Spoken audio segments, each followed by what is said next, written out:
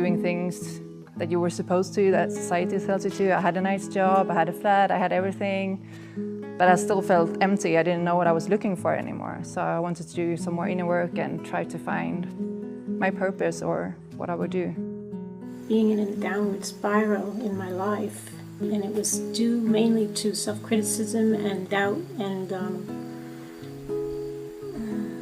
being very hard on myself, no compassion, which of course diminishes self-love, and without that, how can you really love love? Sat Yoga is the best platform for people who want to really transform their consciousness and live as a new being. It was so much more than I would have expected. I thought I would come here, get some insights, go back to my other life. But I realized it was a really life-changing experience. And I felt straight away in my heart like I'm going to stay. In the time that I've been here, my whole perspective has changed.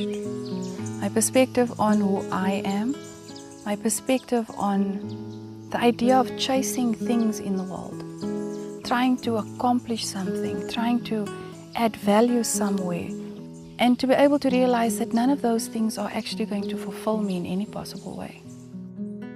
The morning meditation, I think, at that time is key. I thought I was going to struggle waking up so early in the morning because I'm a night owl, not an early bird.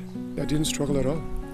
It's a nice experience to start the day with the sound of the bell and walking with the stars. In the immersion classes, being able to see what the unconscious mind is, what ego fantasies are, how the ego keeps playing these games, what your patterns are, what your bad traits are, how to navigate through all of that in order to understand and fully first grasp what your ego is, in order to let that go. It's not anything that's crazy or out there, it's just stuff that people don't teach you. Your teachers in school don't teach that stuff. Your parents don't. Nobody teaches this stuff anymore, so it's forgotten. So you get here and it's like, I don't understand how have I never heard this before?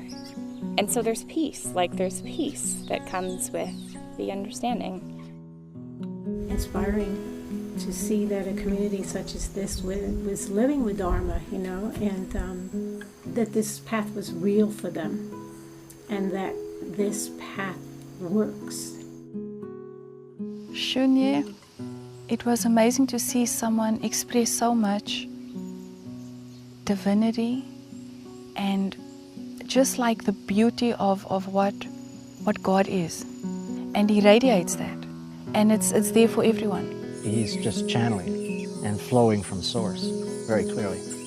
It's coming forth, this revelations, these words are coming forth.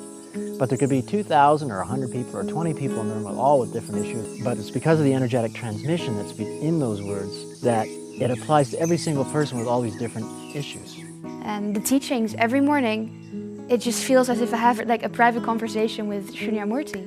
It's as if he is talking to me, as if he can read my mind.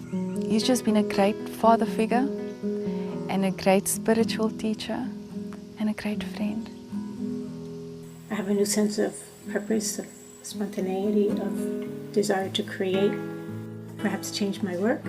I just feel renewed and therefore capable of branching out in, like the lotus, and flowering in directions that, like I said, we're going like this before, but now the lotus comes out of the mud and blossoms, and I feel that analogy within myself. I encourage every being on this planet to come here and experience this in order to create this everywhere. This place is not just a refuge for those animals, for those humans.